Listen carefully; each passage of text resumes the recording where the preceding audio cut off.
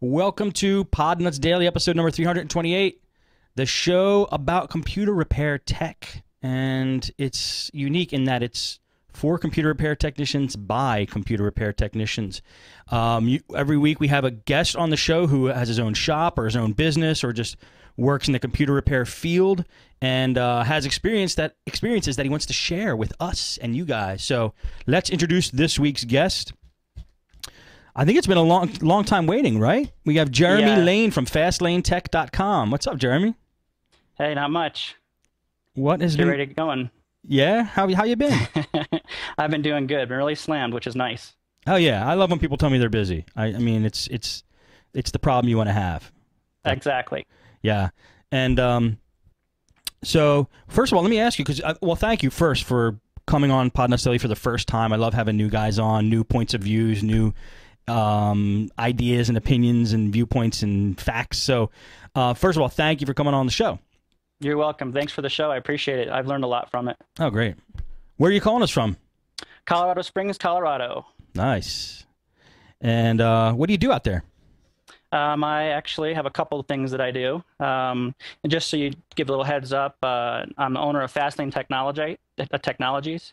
And my website's fastlanepc.com. I did use the tech site builder. And I'm Fastlane Tech in the Podnutz forums. Okay. Fastlane. Your site is fastlanepc.com. My bad. Yes. Why did I just assume that it was Fastlane Tech? All right, I'm changing that now on the graphic. And yes, go to fastlanepc.com. Not Fastlane Tech. Nice. Not Fastlane Tech, no. Okay. And that's your computer repair business. That's my computer repair business, yep. Yeah. First and foremost, I'm a husband and father. I have a wife and 3 kids. And I do have a computer shop out of my garage. I've been doing it for the last 6 years in Colorado Springs. I'm also a licensed journeyman electrician, doing electrical contracting. Control 4 home automation is something that I do also that I thought you guys would be kind of interested in. It's pretty cool. My house, I can use my smartphone and turn lights on and off and adjust the thermostat, one remote for all my devices. It's pretty cool. So I've been doing that for a while. No, that sounds cool. Definitely the home automation stuff sounds interesting. Yep. But what is a journeyman electrician for those who don't know? Well, when you first start out as an electrician, your first license is residential, which means you can pull wire through walls in a house. And then the next license is a journeyman, which means you can do everything from residential all the way up to commercial and industrial. So I've spent my time doing industrial work and climbing through weird places and handling heavy pipe and getting dirty. So nice. But the next step up after that is masters, and I'm actually kind of shooting for that just for the sake of having it. Yeah. I don't really need it though. That's scary, man, handling high voltage. Yeah, what you guys call high voltage, you think of 120 volt or over in Europe, the 240, 220 stuff. That stuff's not that bad. You get shocked by it. It's not too bad. But you live with it. Have you dealt with much higher voltage? Yeah. Oh, yeah. 480 up to 13,800 volts. So, yeah. Did you get shocked by it? No. Okay. No, the highest I've ever been shocked by it was 120. Okay. So just residential stuff. Yeah, that stuff I don't have to mess with. That'll hurt you, lose parts. Oh, man. Well, yeah, it must mean you're a good electrician then if you. Yeah, that's the worst that happened to you. Sweet. Absolutely. All right, and then you said home automation, installing. Now, all this stuff dovetails nicely with computer repair, I bet. Absolutely. I actually kind of had a low self-esteem growing up. I always wanted my own computer business. I thought, I could never do it. So I used to do electronics and got messing with that. And then I went from electronics to electrical contractor. I thought it was kind of cool. So it's electronics in large scale. Yeah. So it was pretty easy. I enjoyed doing that, but I'm not the kind of guy who likes to always, work on my tools and climb through ditches and dig holes and all that stuff. I like staying clean. So, so they kind of dovetail together. When I met a friend of mine who helped me get my business started with the computer repair business, he encouraged me to do it and go full time with it. So, and he's the one that I still used to do part-time with. Now I'm gone full-time as of about a month and a half ago doing this full-time. I basically had 2 full-time jobs doing electrical contracting and doing computer repair on the side. And I'm also currently a college student. I have a triple major doing pastoral ministries, Bible and theology, and pastoral care and counseling. And I also intern as a pastoral intern at my local church. On Tuesdays and Wednesdays, I teach a 1-hour class for homeschoolers about computer hardware from 8th grade to adults. And the class is called Demystifying Computers. A lot of people are freaked out about what's inside a computer. So I mainly open up computers. My first demo my kids love is I have two computers identical, the cases. One actually is a real computer. It's actually my little Minecraft server for my son I play with, and the other one's actually it's just a computer with all the guts ripped out. I threw a bunch of wires and cables and a couple dead video cards and stuff in there, and I have one big piece of paper, and I have popped the cover open and have both of them open at the same time. It's like, what's in this one? They pull all the stuff out, and then there's a big paper that says magic on it. And I said, well, we're going to prove there's no magic. And then we open the second computer, and so there's actual parts, and they all have names and meanings, and so it's really cool. And my customers have actually taught me how to be able to clearly explain how those pieces work together. So if I can teach it at an 8th grade level, I can teach it from anyone who's from 8th grade level all the way up to their their 80s. So, wow, that's pretty cool, man. I don't know where you find time to do all that stuff. Well, I have a great wife who supports me and can help hold down the fort. She does all my administrative stuff. I just go out and do the work, and she handles the rest of it. So she's awesome.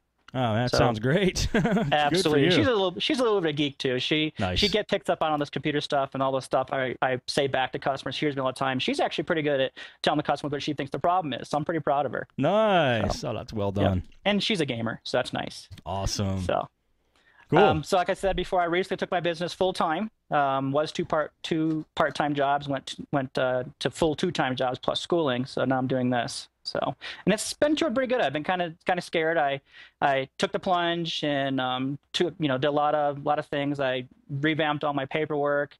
I redid the logo, redid my website, and that's why I bought the tech site builder, and just kind of wanted to redo everything and just want to start from the ground up and have a fresh, clean slate. So I'll get into some more things later about some of the things I've done that I think really helped my business. I think you guys can benefit from. Awesome. I'm taking a look at your website right now. I like the logo. It's like a road. Yeah, I actually paid for it. It's expensive, but it was worth it. That's awesome. And my main goal is I wanted to put it on my truck, on the topper on my pickup. I have a really nice Tundra. I'm a Toyota fan. So I have a nice Tundra with a topper, and so I want to be able to put it with a black background where the tinted windows are in the back. So it'll look really nice on their two-tone colors. It's not that bad. I priced it out. It's only $75 per window, and I have 3 windows. So for advertising, that's pretty cheap. Yeah, and a logo like that will definitely stand out. Yeah, absolutely. I like the color scheme. I like what you did where you took the actual graphic away on the top where your phone number is for the tech site builder. It looks really cool with the black background. And your key item is a picture of you on there. That really creates the reality with people. A lot of guys who don't do that and then say, I need more business, that's the main thing I would suggest if anybody doesn't have their picture up there. Yeah, Coloradans are pretty excited about the Colorado. So I made sure I did a nice outdoor shot. And another thing you inspired me, Steve, was a couple of years, I think it was last year, you were losing weight. So at that time, I was about, my weight was a ballpark about 200 pounds. I was at 210 before that, but I actually started losing weight, and I'm at 175. I got 2 more weeks to go in the program I'm using, and I'll be down to 162. So that's pretty exciting. What program are you using? I'm using one called Ideal Protein. My doctor put me on. And it's basically like Jenny Craig, but the doctor's version. I heard about that.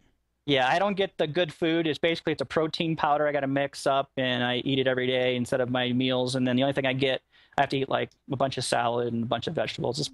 You get tired of it pretty fast. So I'm looking forward to actually getting some carbs next week. So that's on my phase 2. So. Oh, nice. I'm glad it's working for you. Good job on that.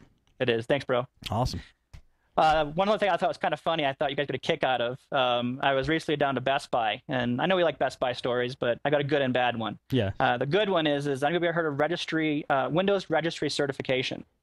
I was down there picking up a computer for my customer, and they were down me paying for it, and I was going to pick it up, and they bought a new one, and I basically set it up for them, got all the the bloatware off it and all the crapware, and pulled everything off of it, and then you put antivirus and all that stuff on it for them. So I was down there picking up, and so the salesman was talking to him, say, you should do this, this, and this, and this, and all that, and Geek Squad, you should use our program. So I got a geek, it's right here. He's just walking the door, and so I came in listening to him. They said, "Well, are you Windows Registry certified?" They asked you.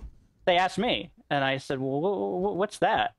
And they said, "I've never heard of that." "Well, that's what our Geek Squad told us to tell our customers." And I said, "No, I guess I'm not." I said, "I've never heard of that. As far as I know, I've never heard of it." So I got home, and it was bugging me. And I said, "You know what? I'm going to call the Geek Squad." So I called my local Geek Squad, and I asked them, and then I called the manager too, because I didn't believe it. But he said in a nutshell, basically to be certified, you must know how to run your registry cleanup utility.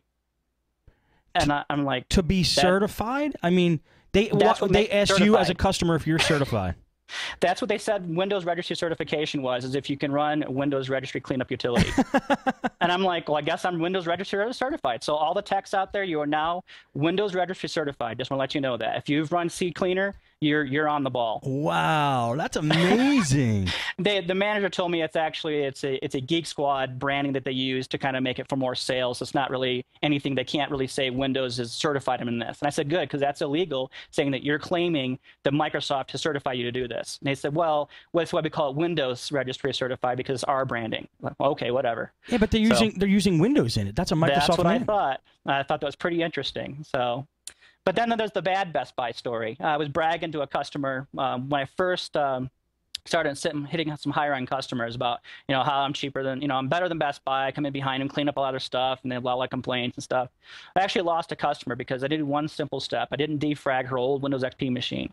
And so she said, well, you should stick with being an electrician and not be a computer tech. I paid somebody else to come out here, and they defrag my computer, and now it's working great. Wait. So you lost a customer because you didn't defrag? How does she know you didn't? How did she asked you? No, she called somebody else up, said it was still kind of sluggish, and thought she'd have somebody else come in behind me. Right. And all they did is went over and did a defrag.